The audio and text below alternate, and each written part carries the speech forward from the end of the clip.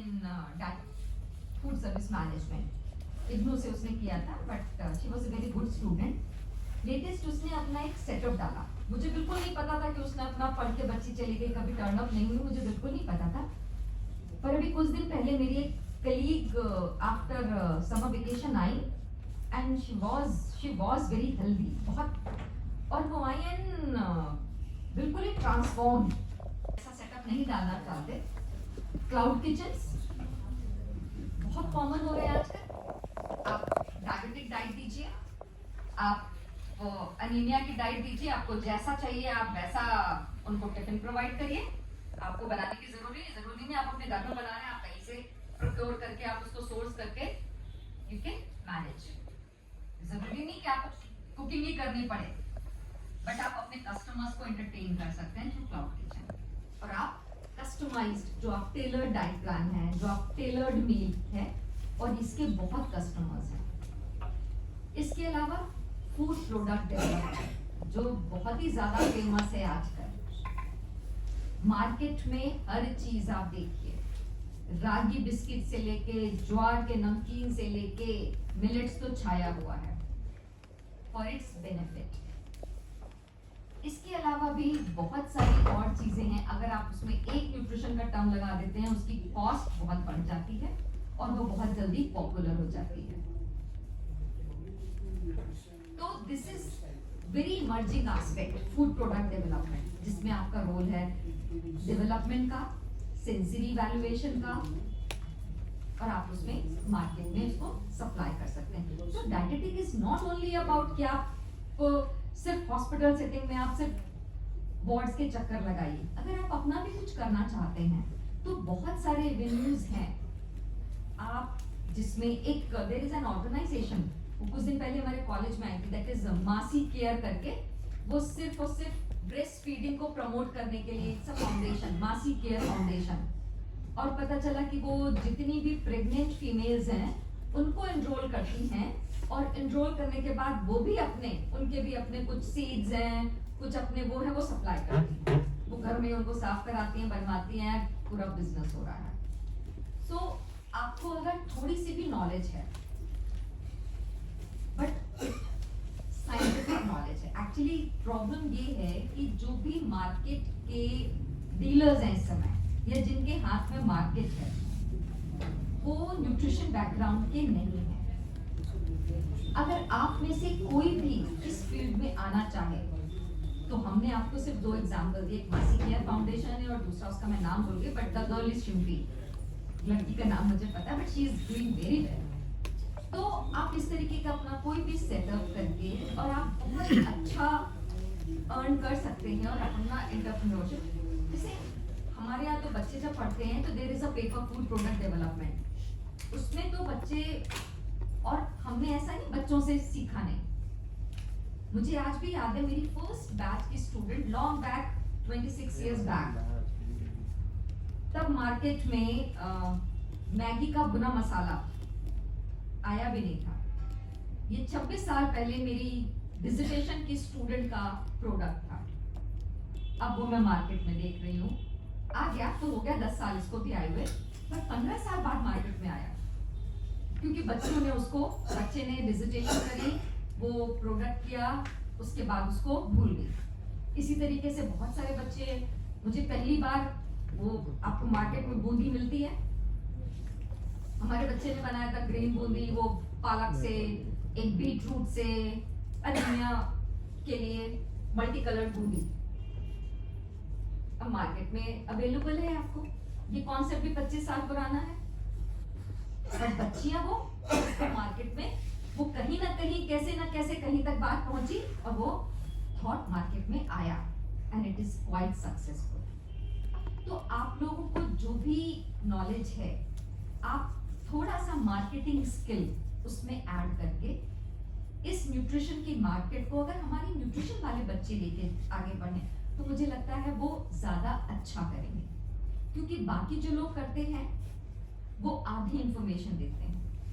आधी इंफॉर्मेशन का मतलब है कि आपको पता है, हम अपनी पहली न्यूट्रिशन की क्लास में अपने सब बच्चों को एग्जाम्पल जरूर देते हैं कि आप लोगों ने देखा होगा, ये एक रिफाइंड ऑयल का पहले बहुत example advertisements are very common, जो धारा का था या बहुत सारे वेरी लाइट। क्यों लाइट है? क्योंकि उसमें कोलेस्ट्रॉल नहीं है।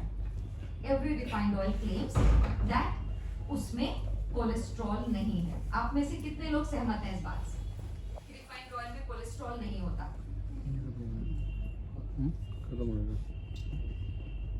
न्यूट्रिशन वाले बच्चों को तो पता होना चाहिए। ये सच है कि झूठ? हाँ, सच है बेटा। They are claiming right, but they are misinforming us. क्यों? वो आधा सच बता रहे हैं। आधा सच ये है कि each and every oil is cholesterol free, क्योंकि ऑयल किससे बनता है? Plant oil. और कोलेस्ट्रॉल क्या है? Animal origin. कोलेस्ट्रॉल हमारी बॉडी में खुद ही सिंथेसाइज होता है, इसीलिए we don't need from any external source. ये हमारी बॉडी में खुद बन जाता है।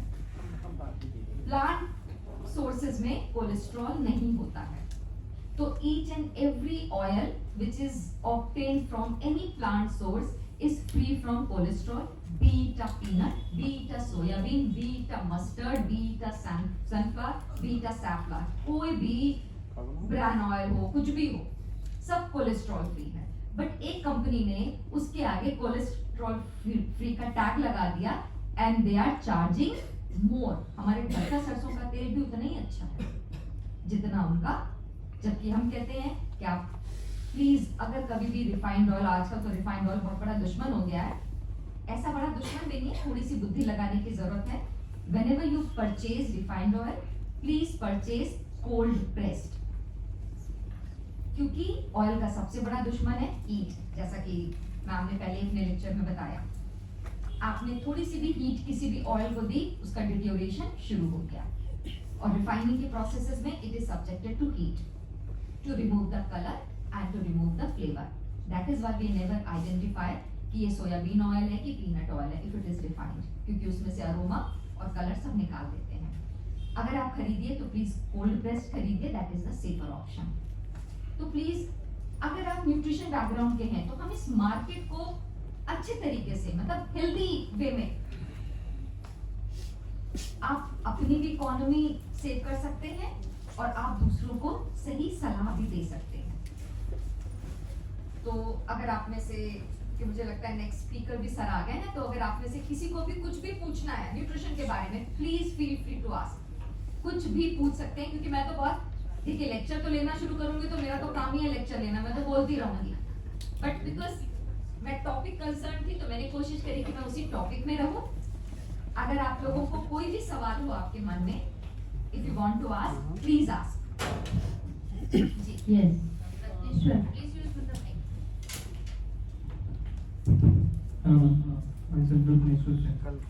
मैम मेरा क्वेश्चन ये है, जैसे कुछ ऐसे फूड प्रोडक्ट हैं जैसे फ्रिज से हम बाहर निकालते हैं तो उसमें ऐसा बोला जाता है आप उसको डायरेक्ट हीट ना करो, आप फ्रिज से निकालो, फिर नॉर्मल रूम टेम्परेचर पे कुछ देर रखो, देन उसको आप बॉइलिंग या हीटिंग में दें।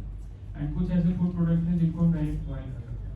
ये डिफरेंस आपके पर्सपेक्टिव से जानना चाहूँ। ऐसा कौन सा फूड है जिसको कि हम डायरेक्ट हीट नहीं करते? देखिए ऐसा कुछ भी नहीं होता, बट ऑफ कोर्स पहले थोड़ी देर उसको रूम टेम्परेचर पे लाना चाहिए। वो इसलिए लाना चाहिए क्योंकि आपका ईंधन बचाता है। अगर आप बहुत ठंडी चीज को गैस पे रखोगे तो उसको गर्म होने में समय ज्यादा लगता है और ईंधन भी ज्यादा लगता है। तो टू सेव द फ्यूल आप उसको पहले थोड़ा सा नॉर्मल, हल्का सा नॉर्मल होने दीजिए, फिर आप उसको गर्म करिए। तो बेसिक पर्पस ये है, न्यूट्रिशन में इसका कोई सिग्निफिकेंस नहीं है कि आप इमीडिएटली गर्म करिए। आप इमीडिएटली भी गर्म कर सकते हैं अगर ईंधन आप थोड़ा सा ज्यादा खर्च करना चाहें। That's all. Thank you.